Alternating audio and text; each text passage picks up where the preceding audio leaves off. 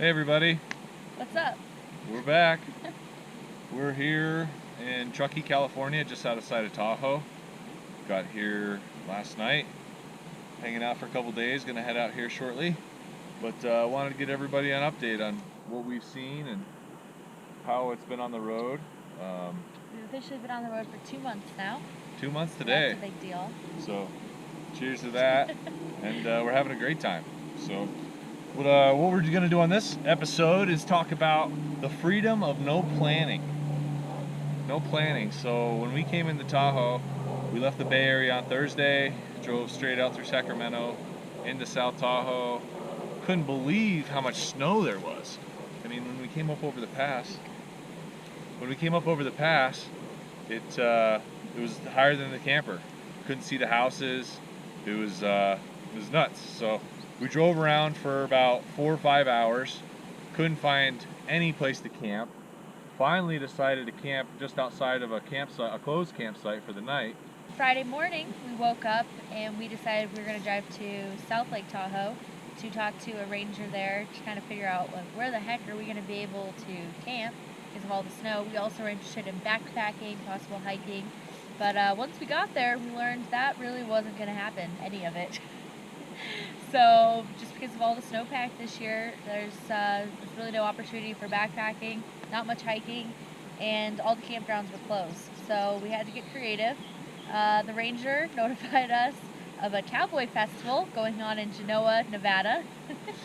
So we're like, well, heck, let's go visit that. So we went south towards Kirkwood, the ski area, went and saw that, and then headed up northeast into Nevada and made our way to Genoa.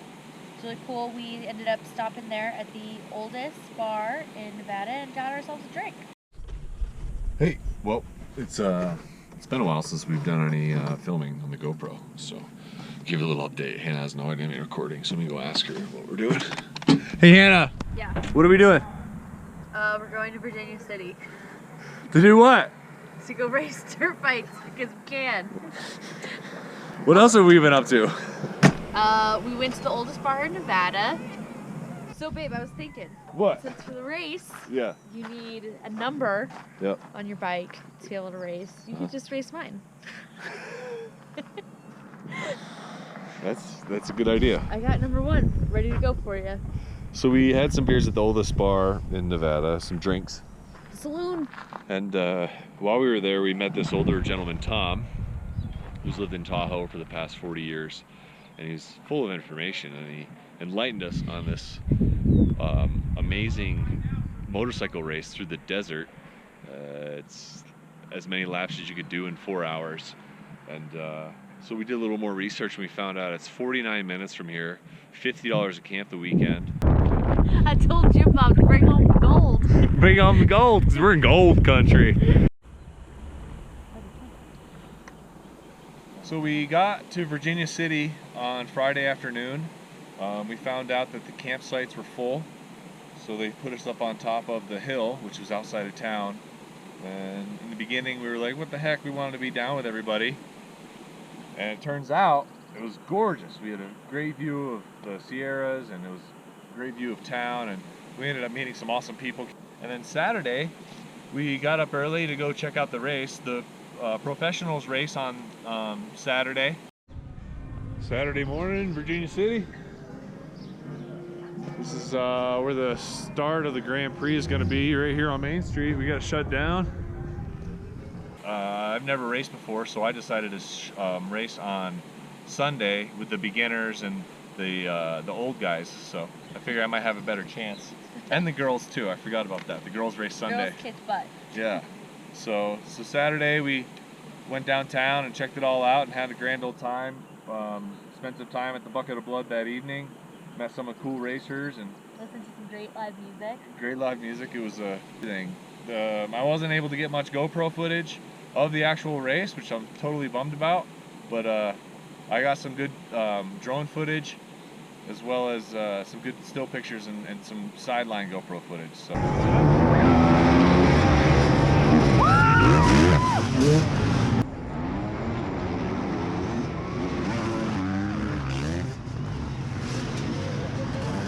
I I hauled all the stuff down to the pits, and then I had my pit crew here, ready to take care of everything. It was tough. I mean, it was 50 miles long that he ended up doing. It's a 25-mile loop. So I was there in the pits waiting for him to come through on those different laps and getting ready to gas him up and give him water, have him slam a beer or two. And yeah, it was a great experience. First time he came through, he had an issue with the kickstand, so we had to take that off. But other than that, I mean, there weren't too many issues with the bike. He didn't get hurt. And now he's got a pin to show for it. Yeah.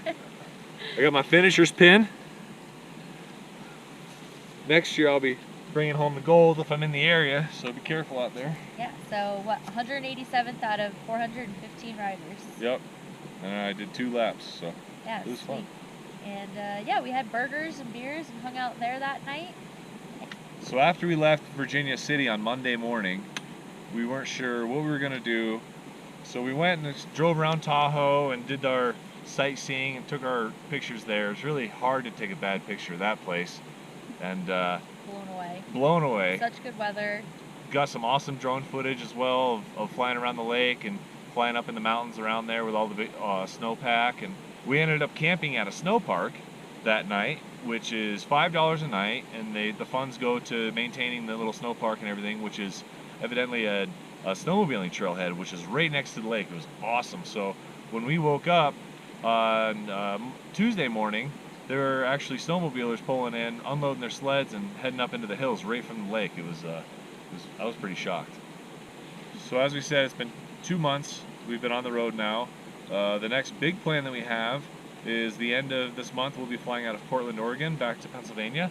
So between now and then, we have I'm not sure exactly how many miles, but we have the whole state of Oregon to cover, which we're going to zigzag through, check out Crater Lake, head out to the coast, Coos Bay, and then Bend, and then make our way Eugene, and we can go on of the cool areas that we're going to be checking out next. If you guys have any sweet ideas for things to check out in Oregon, send us our way, because we'd love to check them out. We got lots of time to see them. We have 1 month to get to Portland, which is the north side of Oregon. Heck yeah. So far, not planning everything has been going smooth. It's a little hectic at times. In the heat of the moment, it gets stressful and anxious, but in the end, it's very, very relaxing, and We end up in places like this. we found that just going with the flow is the best way to go, because you never know when there's going to be a dirt bike race. See ya.